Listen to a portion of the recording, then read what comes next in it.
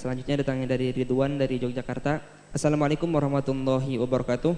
Salam. Buya, saya mau tanya, kalau ada istri yang tidak mau diajak, berhubungan badan dengan alasan sakit dan belum mau punya anak, apa yang harus saya lakukan sebagai suaminya?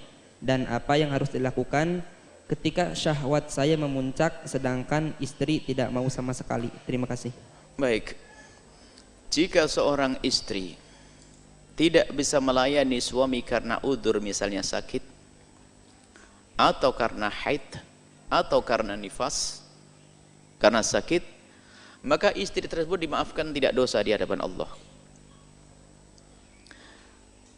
Tapi jika ada seorang istri menolak diajak berhubungan oleh seorang suami, sementara tidak ada udzur, bukan karena haid, bukan karena sakit, kok tidak mau, ingat, dengar ancaman dari Nabi.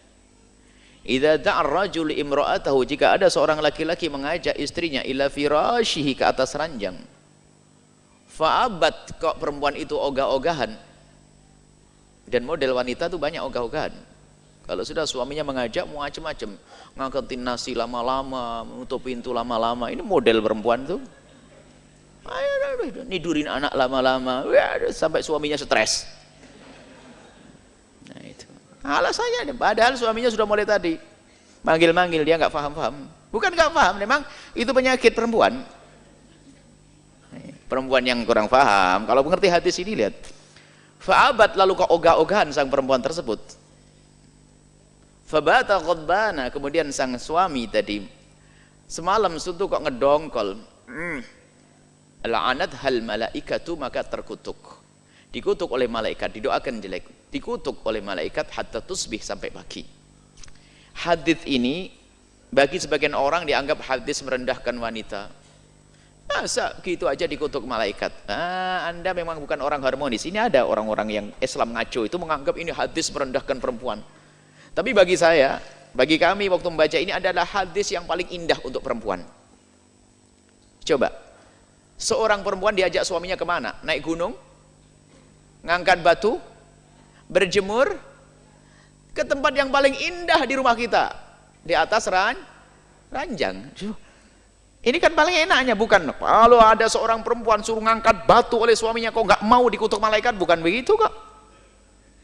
Diajak indah, makanya dalam pemahaman kami ini adalah hadis yang paling indah untuk perempuan.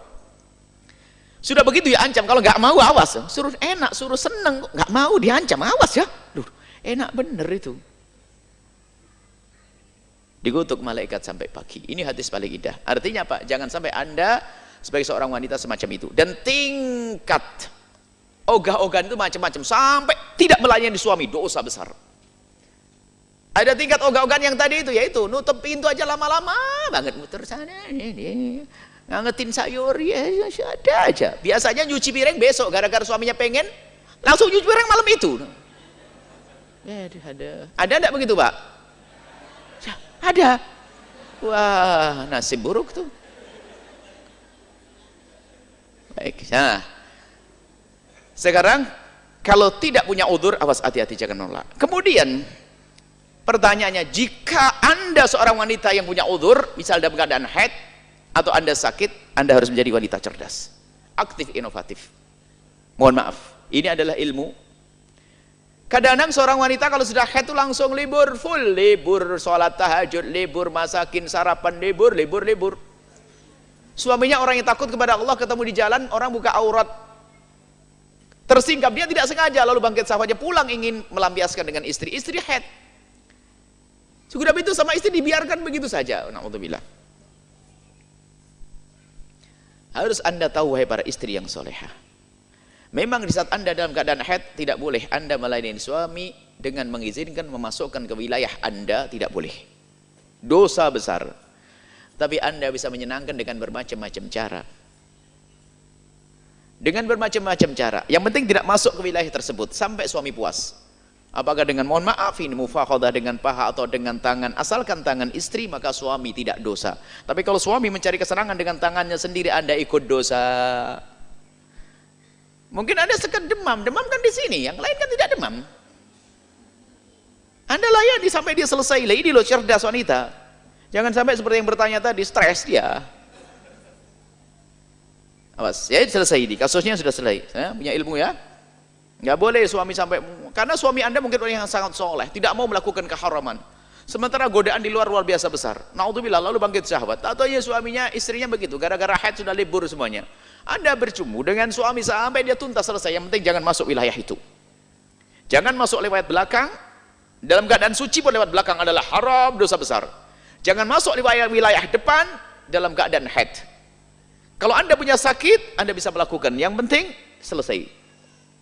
Suami, jangan sampai suami mencari kesenangan dengan dirinya sendiri. Apalagi naudzubillah melakukan zina di luar gara-gara seorang istri, naudzubillah. Baik. Kemudian sisi lain, hei para suami, termasuk dosa Anda jika memaksa istri untuk melayani dengan cara yang khusus tadi jika istri tidak mampu mungkin dalam keadaan sakit. Anda tidak boleh memaksa istri dalam keadaan sakit untuk melakukan itu. Mungkin ada lain lagi, misalnya istri sakit, sakitnya adalah sakit urusan mandinya. Jadi ada istri kalau kesentuh air, Masya Allah, maka Anda jika kasus yang semacam itu jangan takut mandi. Anda tetap melayani suami, Anda boleh bertayamum. Agak debu, tayamum. Karena apa? Anda kalau bersentuhan dengan air akan merasa sakit, maka tetap ada caranya. Yang penting urusan yang satu ini tolong diselesaikan dengan ilmu juga. Jangan sampai dibiarkan suami terlantar. Nah, suami terlantar stres, naik pitam, makanya emosian. Jadi, dan di sisi lain, wahai para suami, kalau Anda melihat istri Anda sakit, Anda harus mengerti. Jangan Anda paksa untuk melayani Anda dalam keadaan sakit.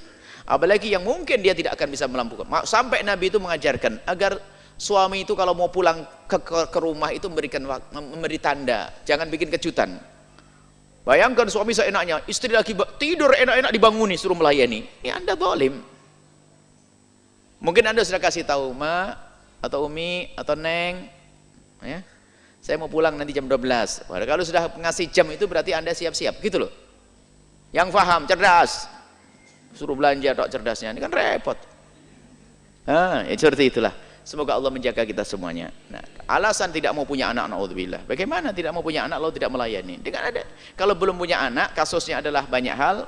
Mungkin ada bisa dengan azl, dengan mengeluarkan sperma di luar dan sebagainya, itu ada. Tapi jangan sampai hubungan suami istri seperti itu, gersang itu, panas, tidak indah itu semuanya. Semoga Allah menjadikan hidup kita indah dalam cinta karena Allah Subhanahu wa taala. Wallahu a'lam bissawab.